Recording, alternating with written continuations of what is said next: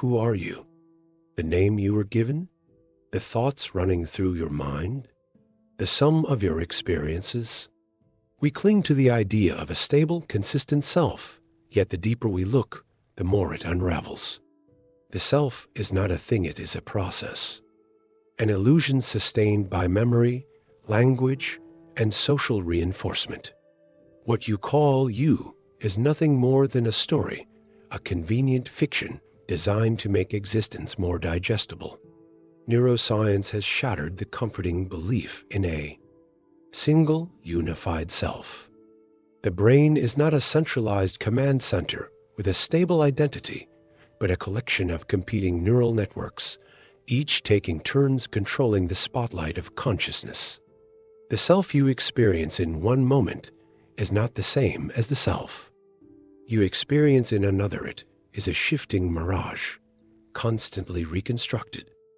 Studies on split brain patients show that when the corpus callosum is severed, the two hemispheres of the brain form independent selves that can even have conflicting desires. If your consciousness can be divided in two, was it ever truly one to begin with? Buddhism has long proposed the concept of anatta, or no self, arguing that clinging to the illusion of identity is the root of suffering. You are not born with an identity, you are given one. From childhood, you absorbed labels, beliefs, and roles imposed by others. You learn to see yourself as a student, a son, a daughter, a friend. Each role added another layer to the illusion, trapping you in a web of expectations. Who would you be if you stripped all of these away? Even memory, the glue holding this illusion together, is unreliable. We do not recall the past as it was. We reconstruct it based on who we believe we are now. Your earliest memories are distorted. Fabrications pieced together from fragments, emotions, and external influences. If you cannot even trust your own recollections, how can you trust the self they support? Jean-Paul Sartre argued that identity is not something we are, but something we do. He introduced the idea of bad faith, where we lie to ourselves to maintain the illusion of a fixed identity. The moment you say, "I am this kind of person," you have already placed yourself in a mental cage. You are not one thing. You are an unfolding process, forever changing. But acknowledging this is terrifying. It means there is no solid ground beneath your core self, no ultimate truth to your existence. If the self is an illusion, what remains? Who is experiencing this moment if you do not exist in the way you once believed? This is where the mind resists, where fear takes over. We would rather cling to the lie than face the abyss of uncertainty. And yet, perhaps liberation lies in surrendering to this truth. If you are not who you think you are, then you are free. Free to reinvent, to transform, to become something new at any moment. But are you ready to let go? If you are not who you think you are, then who or what made you believe otherwise? From the moment you were born, you were placed into a world that had already decided who you should be. Before you could even speak, society began shaping you, molding your desires, fears, and beliefs into a carefully curated identity. But whose identity is it really? Your thoughts are not entirely your own. You speak a language you did not create, hold values you did not choose, and react in ways programmed into you long before you had the awareness to resist. You are trained like an actor in a play, given a script and told to perform. And the most insidious part, you are conditioned to believe that the role was real. The philosopher Michel Foucault explored how systems of power shape identity, showing that even our sense of self is a form of social control. Schools, religions, governments, families, all of them impose a structure that defines what is acceptable, what is forbidden, what is rewarded. Through punishment and praise, we are taught how to behave, and in time, We internalize these expectations so deeply that they become indistinguishable from who we believe we are. But conditioning runs deeper than rules and social expectations. It seeps into your emotions, your sense of morality, your very perception of reality. Consider the things you fear: failure, rejection, loneliness. Are these fears truly yours, or were they given to you? Society convinces you that you must succeed, be liked, be productive, be somebody, because if you are not, you are nothing. And nothing is terrifying. Carl Jung believed that much of what we call identity is actually a mask, the persona crafted to fit into the external world. Beneath it lies the shadow, the suppressed aspects of yourself that do not align with what you were taught to be. The problem is that we mistake the mask for the self. We convince ourselves that the roles we play are real, even as something deep within us feels incomplete, fragmented. That emptiness, that quiet unease, is the self trying to wake up. But breaking free is not easy. The prison of conditioning is built on an illusion of safety. It tells you that if you conform, if you follow the script, you'll be loved, accepted, valued. But at what cost? The cost is authenticity. The cost is the truth. Most people would rather live a comfortable lie than face the terrifying reality that their identity is a fabrication. Because if everything you have believed about yourself is a construct, then what remains? Who are you when the mask falls away? The answer is not simple. In fact, it may not even exist in the way you expect. Because to break free from conditioning is not to replace one identity with another, it is to recognize that identity itself is a fluid, shifting phenomenon. It is to step into the unknown, to strip away every label, every assumption, every imposed belief, and ask the most dangerous question of all: what am I, if not this? If your identity is a carefully constructed illusion, what does that mean for the brain that sustains it? Science has begun to unravel a truth that philosophy and mysticism have long suspected: the self, as you experience it, does not actually exist. It is not a single continuous entity, but rather a fleeting projection, pieced together moment by moment. The latest research in neuroscience challenges our most fundamental assumptions about what it means to be someone. Your sense of self is the product of countless neural processes, none of which are aware of each other in the way you might think. The brain is not a unified command center. It is a collection of competing subsystems, each vying for control.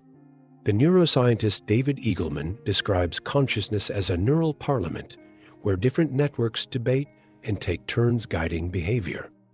Your thoughts, emotions, and choices do not arise from a singular you, but from a chaotic interplay of electrical signals, biochemical reactions, and subconscious forces you do not control. Consider the famous split brain experiments of the 1960s. Patients who had their corpus callosum severed, the structure connecting the two hemispheres, exhibited a shocking phenomenon.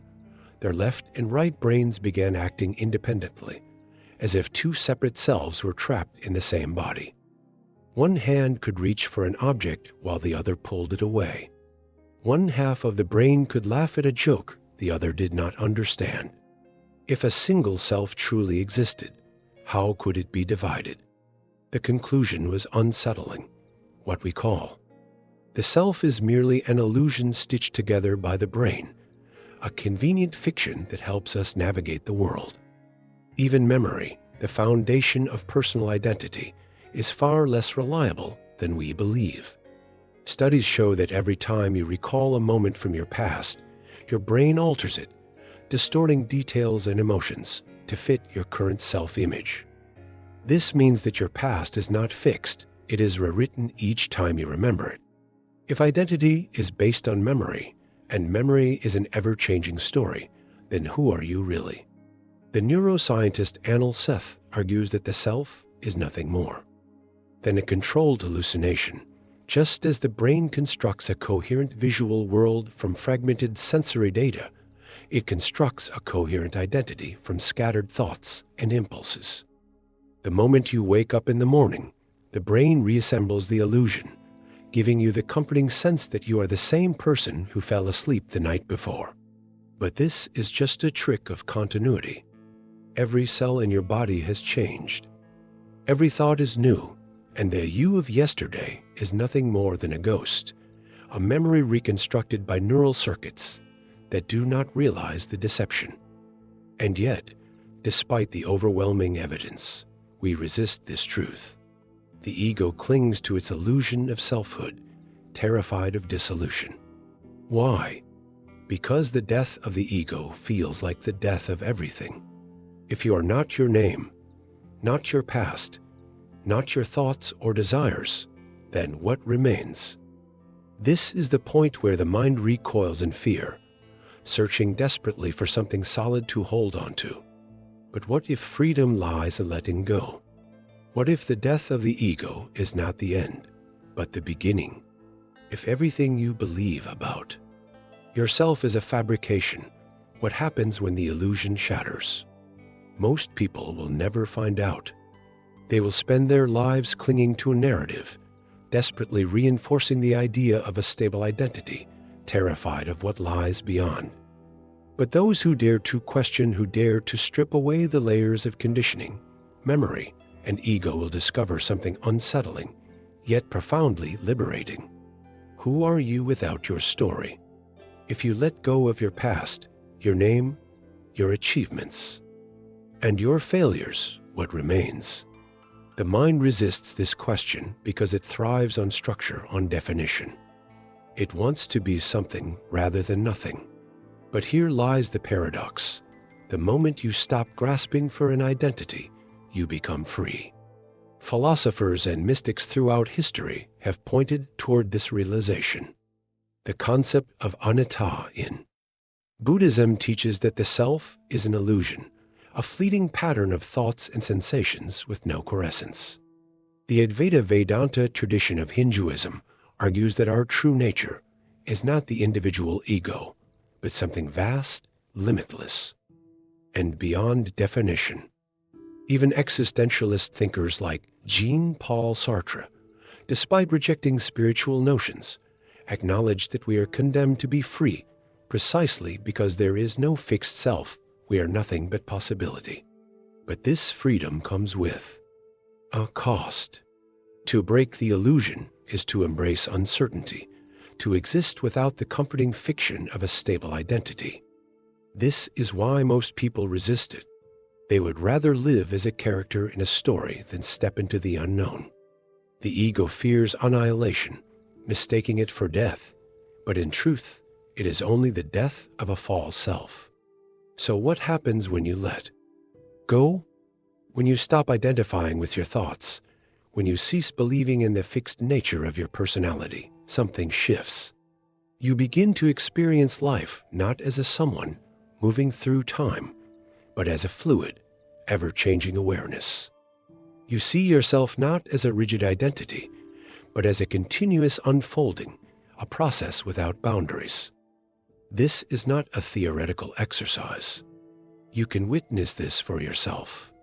Close your eyes and ask, where is the I in this moment? Is it a voice in your head? A sensation in your body? A memory floating in your mind? Keep looking, and you will find that every answer dissolves upon examination. There is no single point you can call you. There is only experience, unfolding in real time. And so, the question shifts from who am I to what am I?